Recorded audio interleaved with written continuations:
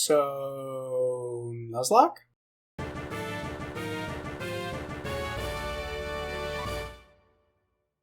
Hell yeah, Gen 5 time, baby! Let me just cut to the chase here. This video is mostly me going over my hardcore Nuzlocke I'm participating in alongside 3 Twitch streamers, Hugh, Vimber, and Avalon. Twitch links in the description. They've been hardcore Nuzlocking every Pokemon generation in order, with the current generation being, you guessed it, Gen 5. To be real, I'm incredibly biased when it comes to this game. It's the one I started with. It is my child. Needless to say, I know most of this game like the back of my hand, but I've never actually done a hardcore Nuzlocke of it. The rules are simple. You must catch the first Pokemon you find in every area. If a Pokemon faints, it's dead, and you must release it. You must nickname every Pokemon you catch. No items in battle. You must be in set mode only, and you have a level cap that is determined by the next gym leader's ace Pokemon. To be honest, this game is pretty difficult as is. You have 3 rivals who jump scare you constantly at the worst times, awful early game encounters. With late game encounters, you don't evolve until past your level cap, and boss fights would still give me PTSD to this very day. So, this will be interesting. I'll be releasing these about once a week, and will be explaining my choices and strategies throughout, as well as any important information about routes or details I find interesting. This being the first gym, it's obviously going to be incredibly short, but I'll try to make it at least a little bit interesting.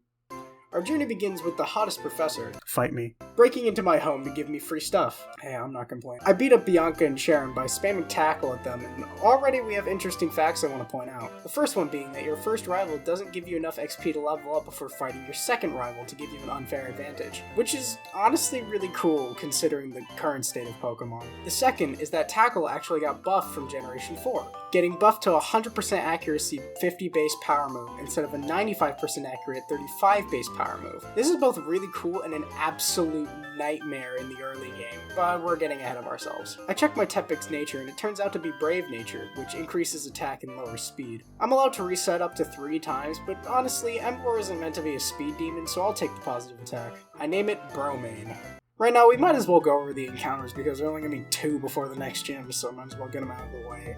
And here they are! Not great!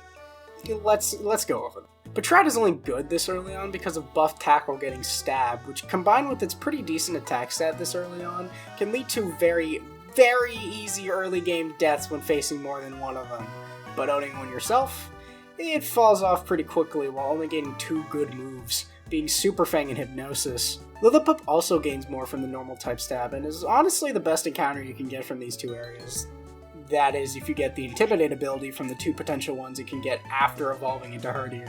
Purloin is by far the worst you can get. While its speed is okay, and honestly gets pretty good later on, its other stats are so awful, and it barely gets any good moves via level up. The only good thing about it early game is how it resists Bite, which both other encounters learn via level up. Even then, it can barely take a single hit, so why bother? After I speed through the catching tutorial, I roll my first encounter. Oh cool, Lillipup. I don't know if it'll get Intimidate, but it's at least the best out of the 3 potential options, so if I have a fuck, god damn it, I crit.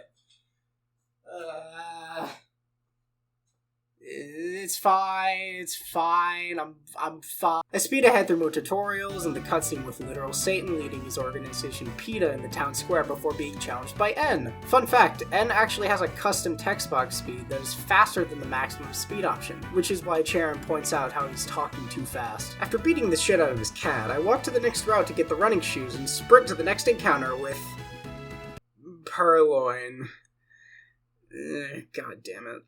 I'm naming him Mora to make me feel positive about it. Whatever, it's fine. It's not fine at all. God, this thing sucks! Every single battle I have with it leaves it below half health, and requires me to sprint over to the Pokemon Center after every single fight. It deals so little damage that I eventually used it as a growl pivot to safely switch into Tepig, which I wouldn't even have to worry about if Purloin could take more than 2 hits before dying. Whatever. After way too much time, I get to the first instance of what I like to call a rival jump scare, because the spots where rivals stop you from behind are so random that the only way to know it's coming is if you look it up or have it memorized. The fight is pretty easy though. She has a star weak to yours, and by this point you should have your stab move, so nothing bad just yet. Now here's where the big brain tactics come into play. I could immediately face Charen with only 2 Pokemon, one of which my starter, who I'm weak against, and the other being a fucking Purloin. But the third quote-unquote encounter you can get is the key factor in the next 2 major fights. In the Dream Yard past 2 required trainers, you can get one of the elemental monkeys, specifically the one that complements your starter type. You get a Pansage if you choose Tepig, Panpour for Snivy, and Pansear for Oshawott. If you want my professional opinion, Panpour is the best, Pansage is next, and Pansear is dead last. Pansear literally gets a 30 power base move for its stab attack. Yeah, 30. With this, I can safely challenge Charen, who actually leads with his starter. Honestly, a pretty smart plan considering the only other Pokemon he caught was a Purloin.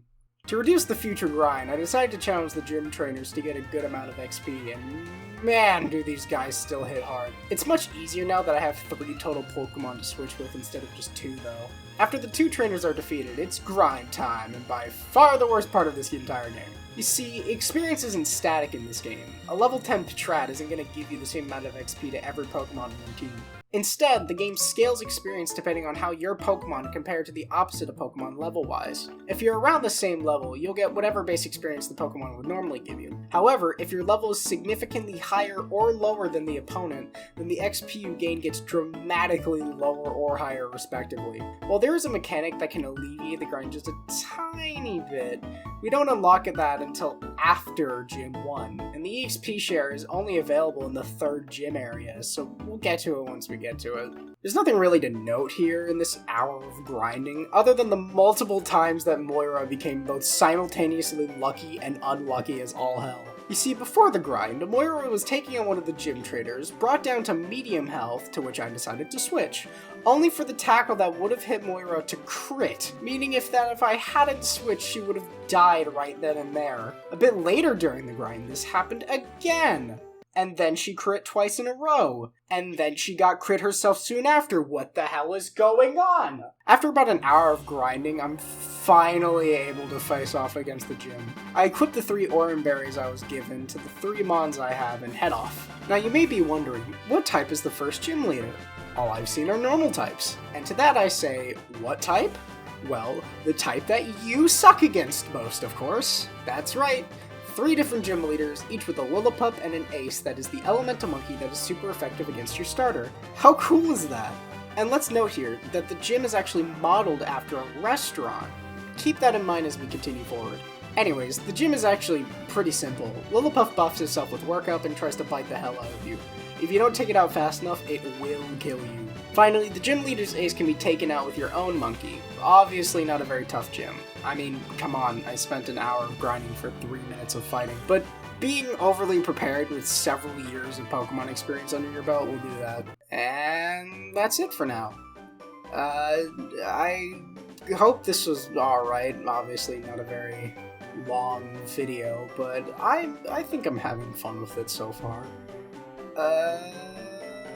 Yeah, make sure you check out the people I'm playing with. Always good to show support. See you next time.